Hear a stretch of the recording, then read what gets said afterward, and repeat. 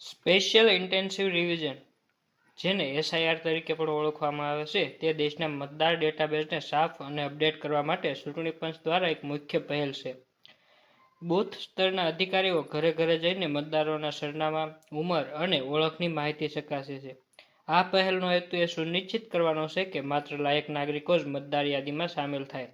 બિહાર આ પ્રક્રિયા સફળતાપૂર્વક પૂર્ણ કરનારું પહેલું રાજ્ય હતું અને આ મોડેલ હવે સમગ્ર દેશમાં લાગુ કરવામાં આવશે, જેના બીજા તબક્કામાં 12 રાજ્યોનો સમાવેશ કરવામાં આવે છે.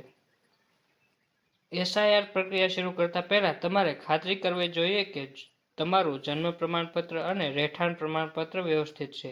જો આ દસ્તાવેજો ઉપલબ્ધ ન હોય તો તરત જ તમારા સ્થાનિક સરકારી કાર્યાલય અથવા ઓનલાઈન પોર્ટલ દ્વારા તેમના માટે અરજી કરો. તમારા બધા દસ્તાવેજો જેમ કે નામ, જન્મ તારીખ અને સરનામું આપેલા બધા રેકોર્ડ પરથી માહિતી સાથે મેળ ખાય છે કે નહીં તે 2 વાર તપાસવાની પણ સલાહ આપવામાં આવે છે. મુખ્ય ચૂંટણી કમિશનર યાજ્ઞેશ કુમારે જણાવ્યું હતું કે SIR પ્રક્રિયાનો બીજો તબક્કો આવતીકાલથી શરૂ થશે. પ્રિન્ટિંગ અને તાલીમ 28 ઓક્ટોબર 2025 થી 3 નવેમ્બર 2025 સુધી ચાલશે. 4 નવેમ્બર 2025 થી 4 ડિસેમ્બર 2025 સુધી ઘરે ઘરે જઈને મતદાતાઓની માહિતી એકત્રિત કરવામાં આવશે. ડ્રાફ્ટ મતદાર યાદી 9 ડિસેમ્બર 2025ના રોજ રજૂ કરવામાં આવશે. ડ્રાફ્ટ યાદી અંગે કોઈપણ વિવાદના કિસ્સામાં દાવાઓ અને વાંધાઓ માટેનો સમયગાળો 9 ડિસેમ્બર 2025 થી 8 જાન્યુઆરી 2026 સુધીનો છે. સુનાવણી અને ચકાસણીનો તબક્કો 9 ડિસેમ્બર 2025 થી 31 જાન્યુઆરી 2026 સુધીનો છે. બધી પ્રક્રિયાઓ પછી અંતિમ મતદાર યાદી 7 ફેબ્રુઆરી 2026ના રોજ પ્રકાશિત કરવામાં આવશે.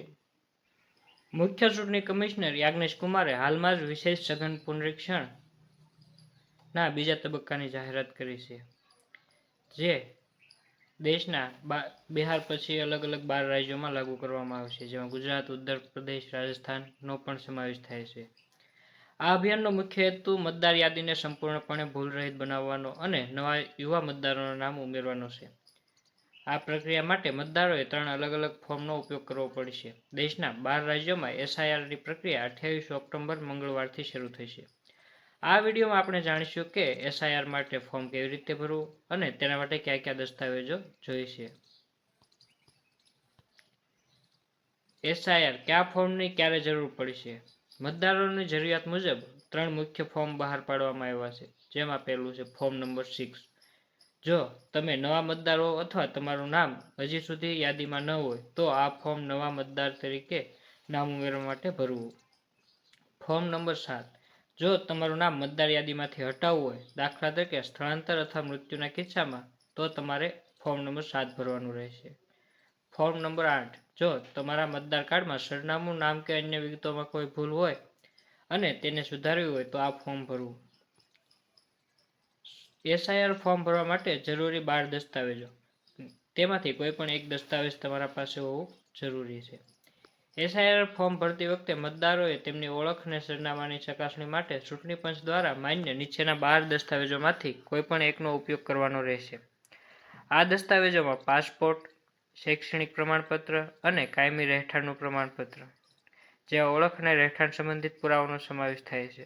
આ ઉપરાંત બર્થ સર્ટિફિકેટ, જન્મ પ્રમાણપત્ર અને જાતિ પ્રમાણપત્ર પણ માન્ય ગણાય છે.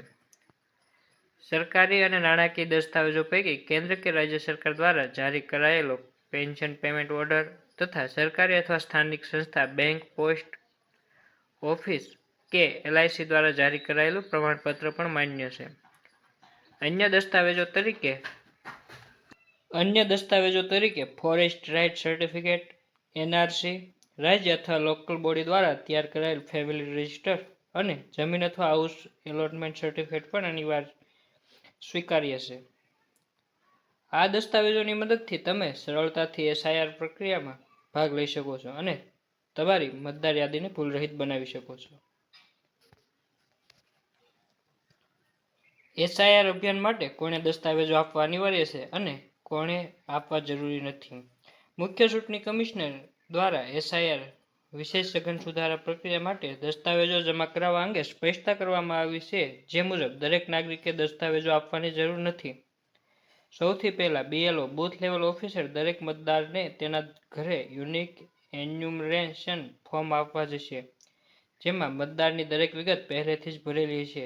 જે લોકોના નામ પહેલાથી જ મતદાર યાદીમાં સામેલ છે તેમને કોઈ પણ નવો દસ્તાવેજ જમા કરવાની જરૂર નથી.